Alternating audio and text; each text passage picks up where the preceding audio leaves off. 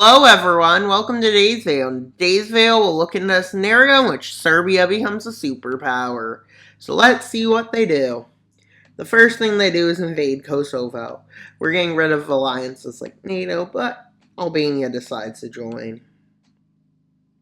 Which isn't a big deal for Serbia after turning a superpower. And well, that's way too fast. They advance in, and then days are already closer to Albania as they cross Albania's border and advance in. With Albania attempting a resistance. But right on their tracks they get pushed back. Yep, they didn't really stand a chance. And Serbia annexes all of us. Yes, they annex it all. Now this is really bad borders. But they go after Bosnia and Herzegovina. And you may think, but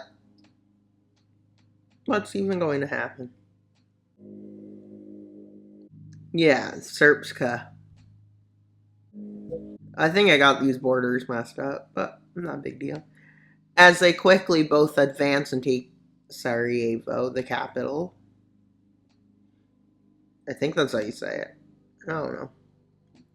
And while Bosnia quickly falls, and they annex Bosnia.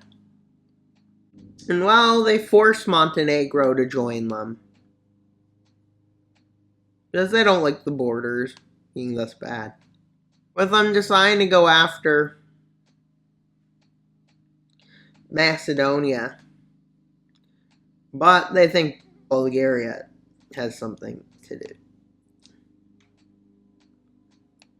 So they quickly set up a safe zone in Bulgaria. And then they advance into northern Macedonia. Quickly, they take Skopje, the capital. Quickly, it falls. As Bulgarian forces are not resisting well. I have to say it's falling, and they continue in to Plovdiv as they advance down to the south. And now Bulgaria is all but taken over. And well, Serbia annexes them both. As it seems like the Yugoslav wars have returned, with them going to war with Croatia and Slovenia. And well, in the meantime, Croatia and Slovenia launch an offensive. Yeah. But with the advances being slow at first. To push not Yugoslavia, to push Croatia and Slovenia back. As they send all their forces arrive. And well, since they're a superpower, they continuously push back now. And with them failing to take some of those lands over, they decide to cross into Croatia over here. And well, they also cross over here. As both the forces are forced to withdraw all the way to here. And then they get forced out. And within days, Serbia takes back what's its. As they take Zagreb and Slovenia's capital, Ljubljana, or whatever it's pronounced as. I can't pronounce it. So, I give up. Let's just annex some lands. And then we're done with it. And now, you might be asking, where they continue expanding? Well, they plan to expand into Romania, Moldova, and maybe take parts of Ukraine. But they don't think they'll do that part. Maybe here. And then Romania and Hungary to create a corridor to those Slavic nations, maybe take over most of their territory, and then annex these two nations. But stop at Poland. Yeah. As they go to war with Romania and Moldova. And as they have officially become a superpower for sure, well, they invade over here, basically non contested, and Dubrovia really fast. And they quickly capture Bucharest, and they have a full on front, with them quickly advancing into Moldova.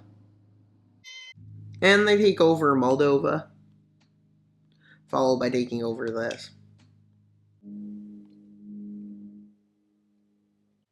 And while Romania falls, and before a peace treaty ever happens, they decide to continue on the expansionist path, declaring war on Austria, Hungary, Slovakia, and Czechia, with them quickly advancing here and taking Bucharest, which led them in to take Bratislava. As they advance here, quickly moving in to take Vienna, and as this happens, this becomes lands occupied, as they start an offensive from the lands they occupy in Romania,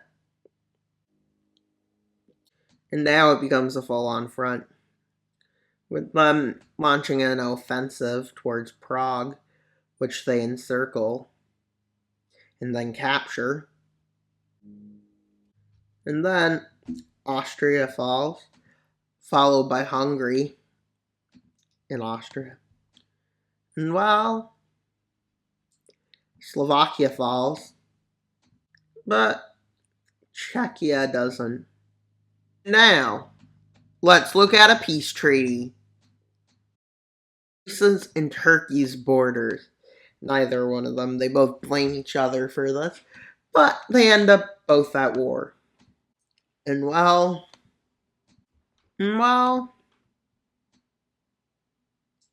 Greece is quickly hit with forces, and so is Turkey, as they're now working across here, with Greece losing Athens already, as it was easier to invade, and then their islands. As they finally cross and take Istanbul, and now they decide to launch an offensive towards Ankara, with them quickly taking it. Well, Turkey doesn't surrender yet, as they launch an offensive like this.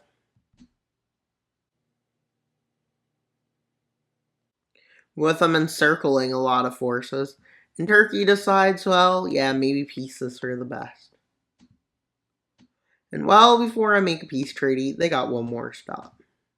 Ukraine, with them taking what they want. With them advancing from here in to take about these lands, and they move up to to hold on to this, which they take that city, and then in the south they move in and quickly take Dnipro. And then they move up from here towards Kiev, which they take. And they stop their offensive at the Dnieper. So let's see the peace treaties. And parts of Turkey, including Turkish Thrace, the coastline, and a bit of land in an Istanbul area.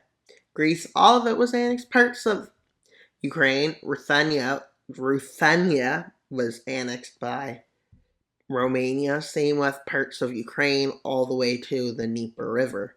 So parts of Kherson, Marikopol, and not Donetsk, and not that Odessa, I think, area. And well, that's all for today's video. Please like and subscribe. And one more thing. Why should you subscribe? So we get the 3,500 subscribers for our next subscriber special. Please like, subscribe, and share this video. And leave a comment. Whether it's just an emoji, all engagement is great.